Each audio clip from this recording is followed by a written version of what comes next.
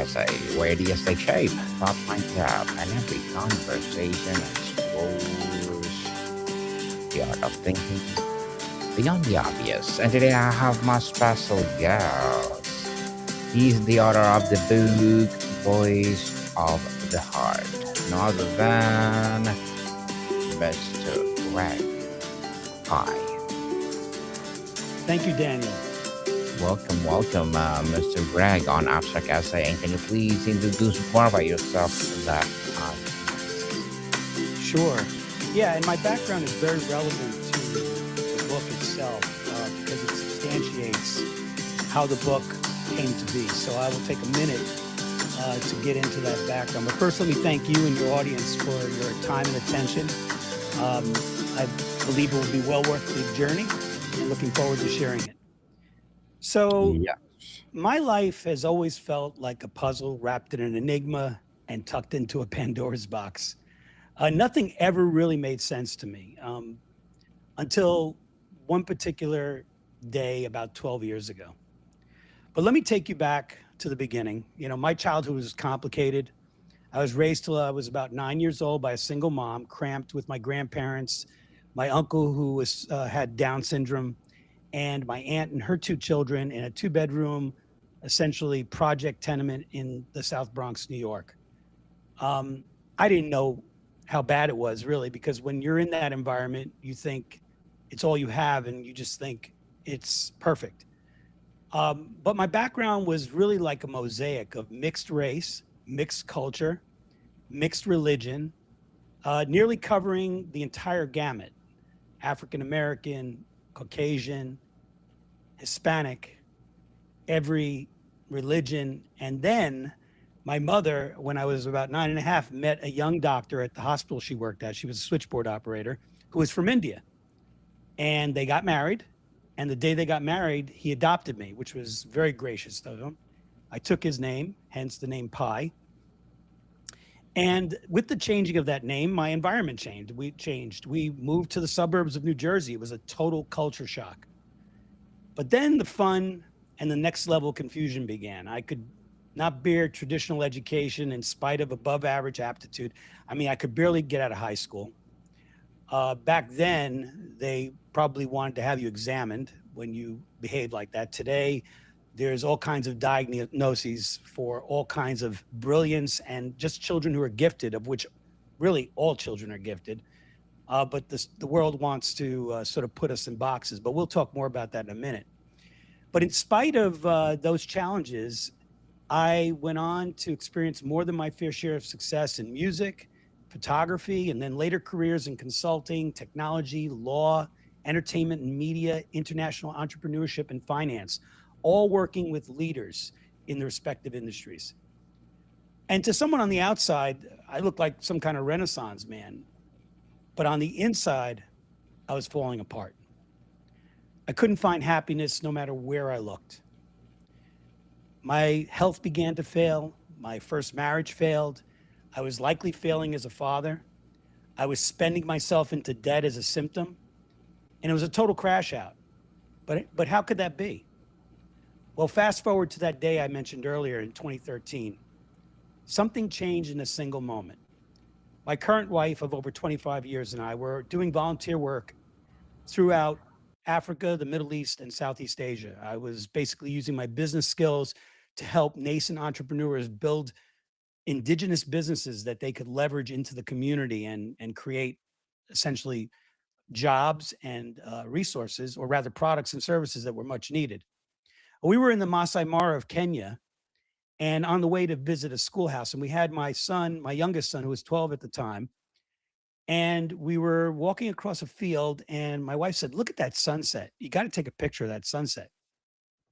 And I had been taking pictures for so many years. And I was thinking a sunset, another sunset. But I looked at it and there was something mystical about it. And so I took my camera, I positioned it, and my son, as a 12-year-old would do, jumped in front of the camera. And when he did that, I tilted the camera in a way that the blades of the lens, what we call the aperture, caught the light and created this burst of sunlight, which you can see on the cover of the book, became known as the tree of light, really an iconic image around the world. But there was something about that image that really troubled me. And this is what I have to share with your audience, which I think is an extraordinary reckoning. And I don't take credit for it because it wasn't something I sat around and penned out. It's really the culmination of all that missing design in my life that ultimately made sense to me. I was looking at a tree at the base of the sunset, an acacia tree. And suddenly I realized that this thing was more awesome than I could ever imagine. And it made me realize that everything in creation and everything that we create is designed with a purpose and fulfillment. Nature has purpose and fulfillment. We make something, we manufacture something, it always has an objective, a fulfillment, a target market, a purpose. But there was one thing that stood out that was completely disconnected from that cycle, and that was humanity itself.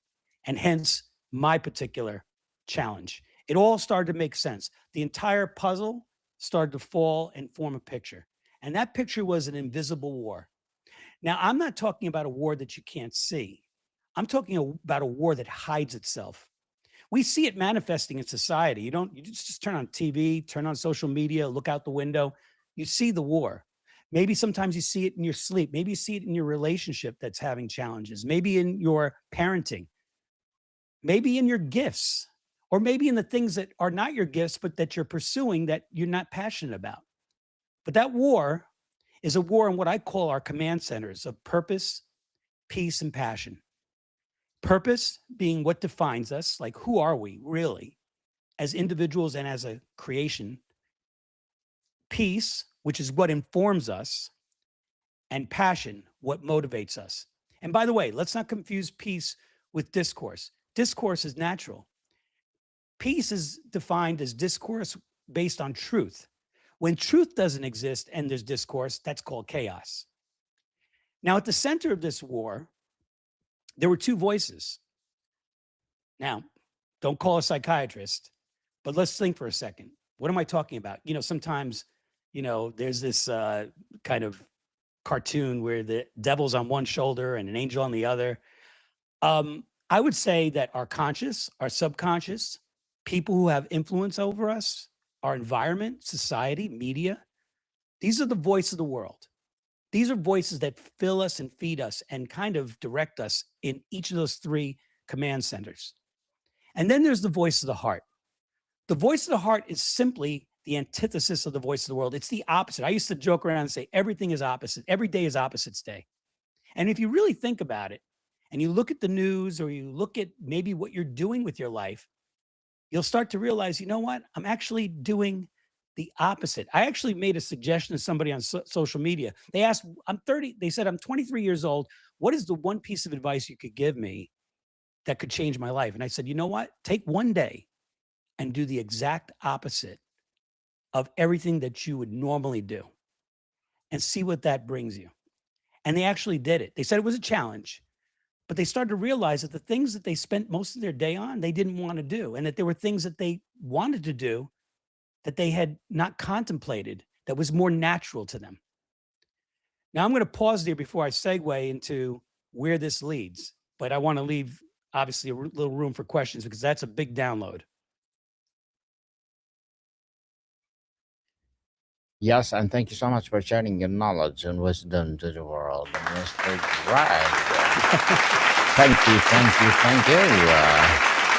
Let's start with the foundation of everything you build. You describe an invisible war being waged against humanity through the system we trust most. Mm. That's a heavy claim. What convinced you personally, experientially, that this war is real, and why are most us walking through it without seeing it? Yeah, so it came through, there's three sort of steps to getting to where I was.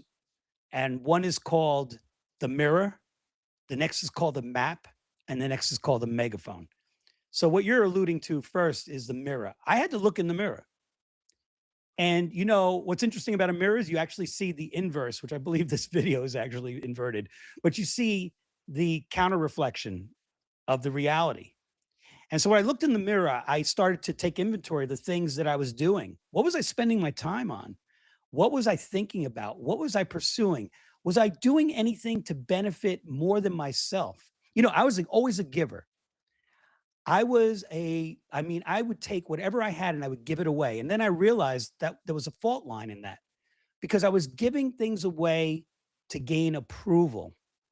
I have a saying, it's kind of built on an old adage: don't give a man a fish and don't teach a man to fish. First, ask him if he wants fish. And I realized the people that I loved and that I was giving to, I never really asked them what did they really want from me. So this mirror was a very painful process. But I got to tell you, when you come out of the end of it, you're like a nomad and you feel empowered. But before you can actually put that to work, you got to go to the next level, which is the map. And the map is really a map of society, which I have mapped and I call it the tree of life. Think of that tree that I described to you in the distance in the sunset. Look at ourselves as a tree. There's four components. There's the soil and our roots, there's the trunk, there are the branches, and then there's the fruit of the tree. So the mapping of that tree is actually, interestingly enough, maps perfectly to society, 12 systems of society. So the first system, or the first group of systems, is the soil systems, and that is family dynamics, education, and religion. Now, we're not going to have time to go deep into this. The book does, or the books do, but let me just give you a high level kind of flyover. So when we think about our roots, I have a saying: when we're born, our introduction to the world is a slap on the butt. That's what the doctor does to get us breathing. And interestingly enough, that's kind of the pain that we go through as a child. We are being conditioned before we even can make a decision. So our family dynamic, like if we're a sibling, we have sibling rivalry, suddenly we're starting to define ourselves as inferior or superior.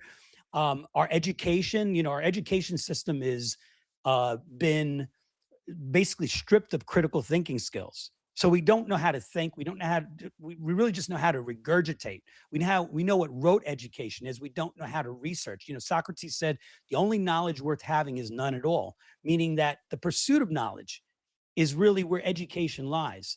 And then religion's an interesting thing because, I kind of broadly categorize religion. Religion as a system is completely broken. It's infiltrated and it's a terrible weapon of the enemy. However, our spiritual connection to something greater than ourselves. I have my own spiritual connection, but that is a personal endeavor. It's not a collective endeavor. It's one that an individual has to decide to pursue and define it by what they identify as they go through that pursuit, that journey. And it's very important because there is a big question at the center of all this, and that is, what are we doing here? And I would argue that we're here to thrive as a species, that we're here to embrace a cycle of purpose and fulfillment, that we're here to support one another in that effort. And that's when we really can enjoy the benefit of life. Now, the second, third, and fourth parts of the tree, the second part is the trunk. Now, think of it this way: the trunk is that what feeds the nutrients from the soil. So, whatever the foundation of your soil was, the trunk, through media and entertainment, news and information, and technology and data, those are the three systems in the trunk. They're going to start amplifying whatever that tonality was whatever that identity was that you picked up in the soil. And unfortunately, take you further and further away from your true identity, distort truth, and ultimately weaken your purpose, like dampen your purpose. And then are the branches, and the branches is how we reach into society, and those are the finance and economics, government, and social structures. So this is how we find relevance among one another. But if you think about those three systems, they too are broken because each one of them is, again, taking that identity and hijacking it, piggybacking it. So, for example, if you were, a child that felt they had to make themselves relevant, and you did crazy things to try to do that, you became that squeaky wheel, and then ultimately you let social media and different types of information indoctrinate you. Well, by the time you got to say finance and government and social structures, you had a bias. You had biases in each of those areas. And maybe you were pursuing economic wealth, and that was the only thing important to you. You didn't never confessed it, but in truth, that's how you made your decisions. Or you joined a particular political party, maybe because I have the thing called counter influence. A lot of people join a political party because they don't like what the other party represents. So they join the other party. But as individuals, that doesn't make any sense. It doesn't make any sense to outsource your identity to a political party. And then the last group of systems are health and wellness, law and order, and the military industrial complex, a very interesting group. These are the fruit systems. Now, why are they the fruit systems? Because they are, as a humanity, what should protect and amplify our legacy. Meaning that, just like a tree drops seeds to the ground to grow other trees, we need to do the same and thrive. And those three systems can threaten that existence. So to get to the last step is the megaphone. So when you learn all this, and I actually in my books there are tools. There are three powerful tools that can kind of reorganize your life in a way that you couldn't imagine. And by the way, my tools, I don't believe in 5-step this and a book that can cure something. These tools are sort of open architecture. You plug into these tools, but they adapt to who you are and you make them what you want them to be. But the last particular step is the megaphone. So it's important, as we don't live alone. We live in a bubble called Earth and several billion people.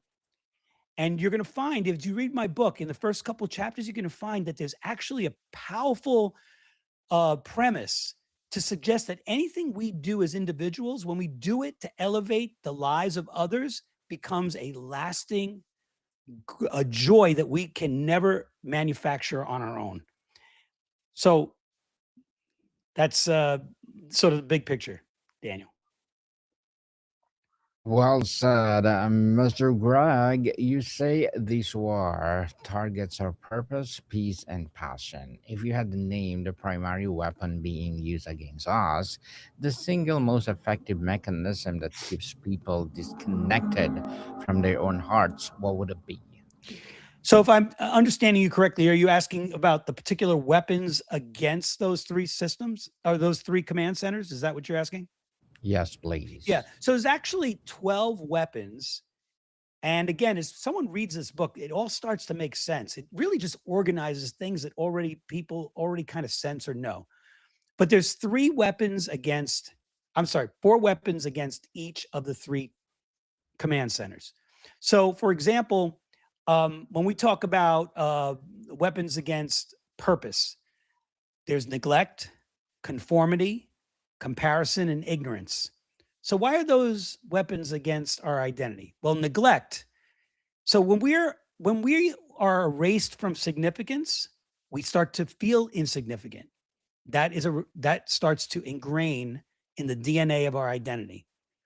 Now, conversely, conformity is sort of somewhat the opposite. That's where we latch on to something that doesn't really belong to us. Maybe it's a parent that was a doctor and wants you to be a doctor. So you're conforming, and that suppresses your uniqueness under the guise of fitting in. Then there's comparison. That's an ugly one. Children raised with siblings, there's a lot of that going on. Children in school, comparison establishes impossible standards. We are all one humanity, but we're also apples, oranges, and every other fruit out there. We're very unique. And what we come together in is the sum of the parts, but we are still unique beings. And comparison, and when you look at education today, it's all about comparison. Overwhelming testing is all about comparison. And then the last is really one of the most painful to me is ignorance. I see so many people like on social media, they will pick up on a story or about a culture. I remember when I used to start going to the Middle East, for example, and working. And some of my colleagues and friends would say, "How could you go there? Aren't you afraid you're going to get killed?" And I said, "What do you mean? Every time I go there, the first thing I get to the airport, somebody wants to buy me dinner. It's a marvelous experience, but you got to go to these places." Same thing when I went to Vietnam. Oh, you're going to Vietnam or Laos or Cambodia. Uh, Ignorance is not, unfortunately, it has a connotation. It's insulting, but it really isn't. It should be an alarm that goes off that says, you know what? I need to go and find this out for myself. I need to do my own research. So these can change your identity, these four weapons, and they're waged every single day in every corner of society. Now, I won't get into all the others real quick, but I'll just highlight them. And when it comes to peace, your peace can be disrupted by lies and deception, noise and confusion, insufficiency. That's a really interesting one. Wealthy people, and I've spent a good deal of time around the most wealthy among us, they have the least peace. Everyone says, "Oh, if I'm rich, I'm going to get to, relax." No, quite the contrary, because they suffer from the fear of insufficiency. They feel like if they lost even 1% of what they had, they'd be less than themselves. So this artificial scarcity and abundance really scares them. And then the last, which is really terrible, is division. We are divided everywhere. We're sliced up in so many ways. I mean, I look at, like, for example, in religion, the Christian church is divided. In politics, we've got we've got a two-party system, which never should work and never could work. But it's all about division, and it's not about bringing anyone together. And then lastly, passion. And this is important. Passion is why we get up in the morning. It's not to buy a boat or to have a big house or to marry a beautiful spouse, even though I do have one. It is to be on fire for something that just gives you so much life you can't imagine any life without it. Now, the things that get in the way of that are things like doubt, and many of us suffer from that. It's a paralysis. Exhaustion and indifference. That's kind of where a lot of the world is right now. We're just exhausted. So we don't care. And that's really terrible. That's like a flame that just goes out and then someone throws dirt over it. Greed is terrible. Greed doesn't exhaust passion, but what it does is it diverts passion.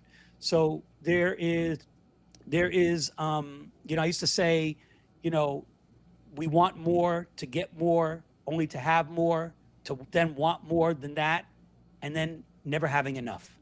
And so that cycle of madness is a distortion of passion. And then finally, disappointment. Everyone's been saying for the last, the smartest people in business have been saying for the last 10 years, fail. Well, that's not a new idea. This goes back to the beginning of time. Anything that's been ever created worth a darn has come out of failure. And unfortunately, again, going back to education and going back to family dynamics and even going back to religion, failure is not an option. Now, they tell us later in life, but it's already fed up into our trunk through social media when we look at everybody that has everything else, and then through the branches when we're compared to everybody in society. It's too late. So we need to view disappointment and setbacks as grace, as opportunity. So, Mr. Greg, to wrap up our discussion for today, you're building something meant to span generations. If this work succeeds in the way you envision, what will be a true for your grandchildren's generations that is not true for ours? Yeah, so Voice of the Heart does have the potential to change the trajectory of society. And believe me, it's not really by my own doing. I really believe that this work has come from something much greater than myself. But what I have done is I've devised multiple avenues for Voice of the Heart. First of all, Voice of the Heart is a 500-page book. And it has in the back different tracks, different ways you can read it if you're not willing or don't have the opportunity to read the entire book. There's also an essentials version, which takes a lot of my personal background out of the book. So it dampens it a bit, but it gives you a quick read around the structure and fundamentals so you can put them to work in your life.